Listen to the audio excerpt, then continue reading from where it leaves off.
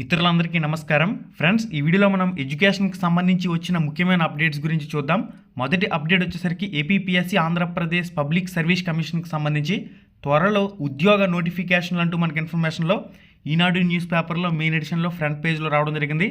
ఏపీపీఎస్సీకి చేరిన ఎస్సీ వర్గీకరణ రోస్టర్ పాయింట్లు అంటూ కూడా ఒక పాయింట్లో మెన్షన్ చేశారు. అటవీ శాఖలో సెక్షన్ ఆఫీసర్ పోస్టుల భర్తీకి వారంలో ప్రకటన జారీ అంటూ కూడా మనకి మెయిన్గా హైలైట్ అయితే చేస్తూ ఉన్నారు. ఇంకా మనకి చాలామంది స్పోర్ట్స్ కోటా డిఎస్సి పోస్టుల భర్తీకి సంబంధించి ఏదైనా అప్డేట్ ఉందో దాని గురించి కూడా చెప్పండి అని చెప్పేసి చాలామంది అడుగుతున్నారు. వెబ్సైట్లో ఉన్న సమాచారం గురించి మీకు ఎక్స్ప్లెయిన్ చేసే ప్రయత్నం అయితే చేస్తాను. వీడియోని పూర్తిగా చూడండి. ఇక్కడ ముఖ్యంగా Andhra Pradesh public service commission APPSC నుంచి త్వరలో ఉద్యోగాల భర్తీకి నోటిఫికేషన్లు రాబోతున్నాయి. ఎస్సీ వర్గీకరణ అమల్లో భాగంగా సంబంధిత ప్రభుత్వ శాఖల నుంచి రోస్టర్ పాయింట్లు వచ్చినందున సిద్ధంగా ఉన్న నోటిఫికేషన్లు ఇచ్చేందుకు ఏపీపీఎస్సీ సిద్ధమవుతుంది.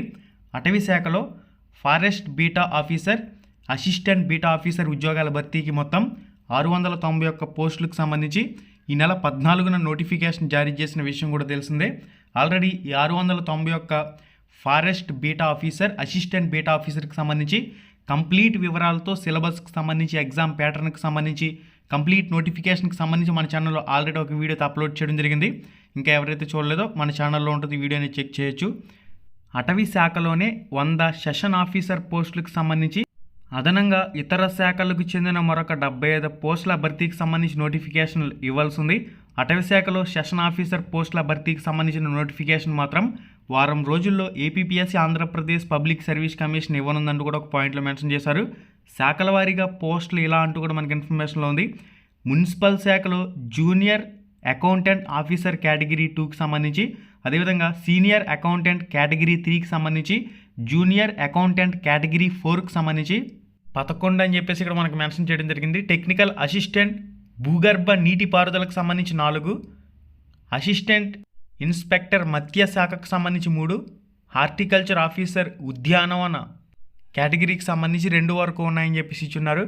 అగ్రికల్చర్ ఆఫీసర్ వ్యవసాయ శాఖకు సంబంధించి 10, కార్యనిర్వాహకాధికారి దేవాదాయ శాఖకు సంబంధించి 7, జిల్లా సైనికాధికారికి సంబంధించి 7, గ్రంథాలయ పాలకులకు సంబంధించి ఇంటర్ విద్యకు సంబంధించి 2 పోస్టులు, అసిస్టెంట్ మోటార్ వెహికల్ ఇన్స్పెక్టర్కి సంబంధించి 1, క్యారీ ఫార్వర్డ్కి సంబంధించి వేకెన్సీ అయితే ఉన్నట్లు.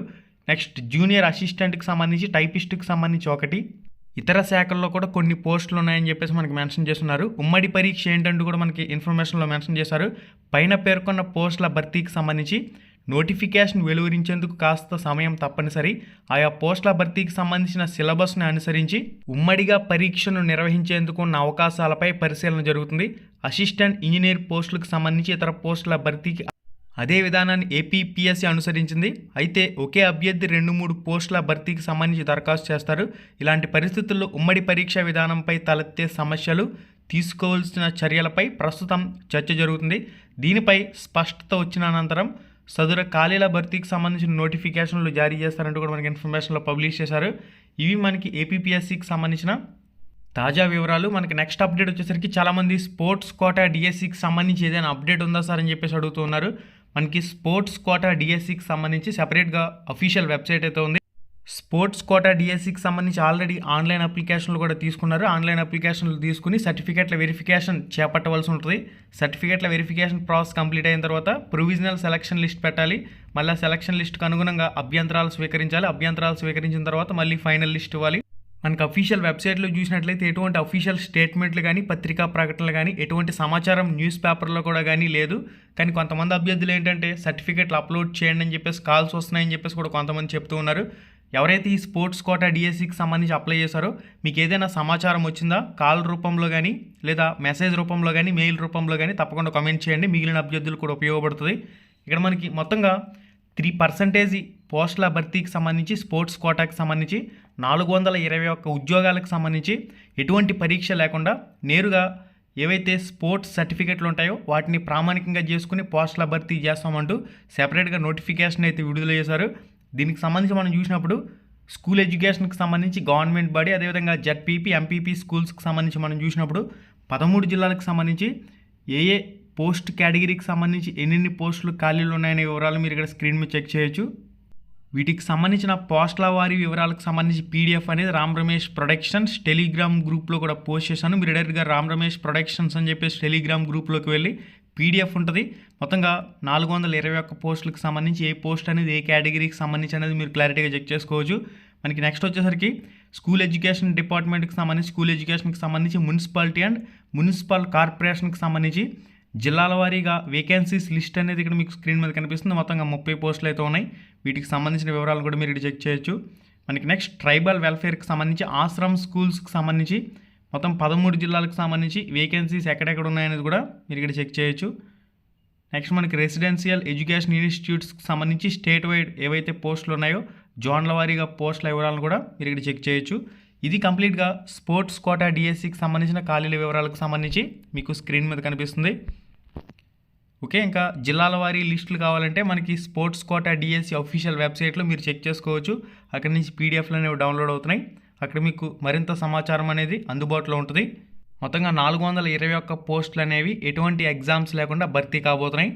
మనకి వీళ్ళు ఇచ్చిన షెడ్యూల్ ఏంటంటే 2/5/2025 నుంచి 31/5/2025 వరకు దరఖాస్తులు తీసుకుంటామని చెప్పేసి ఇచ్చారు. తర్వాత స్టీరింగ్ కమిటీ ద్వారా క్రీడా ధ్రువపత్రాల పరిశీలన మరియు ప్రాథమిక ప్రాధాన్యత జాబితా అనేది దరఖాస్తు చివరి రోజు నుంచి 30 రోజుల లోపు అని చెప్పేసి ఒక పాయింట్లో క్లారిటీకి ఇచ్చారు. మీరు చెక్ చేయొచ్చు. ఇక్కడ ప్రాథమిక ప్రాధాన్యత జాబితాపై అభ్యంతరాలను అభ్యర్థుల నుంచి స్వీకరించేది వచ్చేసరికి ప్రాథమిక ప్రాధాన్యత జాబితా విడుదల చేసిన 7 రోజుల్లోపు ప్రాథమిక ప్రాధాన్యత జాబితాపై అభ్యంతరాలను అయితే సమర్పించవలసి ఉంటుంది. అభ్యంతరాలను పరిష్కరించడం వచ్చేసరికి అభ్యంతరాలను స్వీకరించే తేదీ నుంచి 10 రోజుల్లోపు అభ్యంతరాలు పరిష్కరించడం జరుగుతుందని చెప్పేసి ఒక పక్క డేట్ అయితే మెన్షన్ చేయలేదు, కానీ ఒక డేట్ మీద ఒక డేట్ అనేది ఆధారపడే విధంగా ప్రాసెస్ అనేది ముందుకు వెళ్తుందని చెప్పేసి మనకి ఇక్కడ మెన్షన్ చేస్తున్నారు. అభ్యంతరాలను పరిష్కరించిన 10 రోజుల్లోపు తుది ప్రాధాన్యత జాబితాను రాష్ట్ర స్థాయి కమిటీ ఆమోదం కోసం సమర్పించడం. రాష్ట్ర స్థాయి కమిటీ ఆమోదం పొందిన తర్వాత ఫైనల్ సెలక్షన్ అయితే ఉంటుంది. ఇది స్పోర్ట్స్ కోటా డిఎస్సికి సంబంధించి వాళ్ళు ఇచ్చిన ఏదైతే షెడ్యూల్ ఉందో ఆ షెడ్యూల్లో ఉన్న ఇన్ఫర్మేషన్. అయితే మనకి ఇక్కడ ఇప్పటి వరకు సర్టిఫికేట్ల వెరిఫికేషన్కి సంబంధించి కానీ ఎటువంటి అఫీషియల్ స్టేట్మెంట్ అయితే మాత్రం న్యూస్ పేపర్లో కానీ వెబ్సైట్లో కానీ లేదు. మరి ఏదైనా వ్యక్తిగతంగా మీకు మెయిల్స్ వచ్చాయా, లేదంటే ఏదైనా కాల్స్ రూపంలో సర్టిఫికేట్లు అప్లోడ్ చేయండి అని చెప్పేసి మీ దగ్గర నుంచి ఏదైనా డేటా తీసుకుంటున్నారా, ఈ వివరాలను కూడా తప్పనిసరిగా కామెంట్ చేయండి. ఎవరైతే ఈ స్పోర్ట్స్ కోటా డిఎస్సికి సంబంధించి అప్లై చేసారో వాళ్ళు, మిగిలిన వాళ్ళు కూడా ఒక అవగాహన అయితే వస్తుంది దీనిపై ఏ విధంగా ప్రాసెస్ అనేది వెళ్తుంది అనేది. ఓకే గైస్, ఇప్పటి వరకు ఉన్న సమాచారం అయితే ఇది.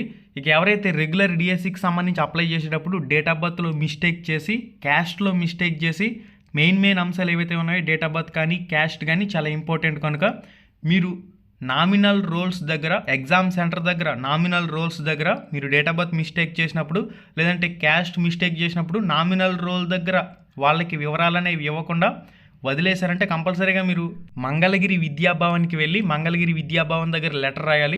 డిఎస్సి వెబ్సైట్లో హెల్ప్ లైన్ని కాంటాక్ట్ అవ్వండి. పెద్ద మిస్టేకులు చేసిన వాళ్ళు మంగళగిరి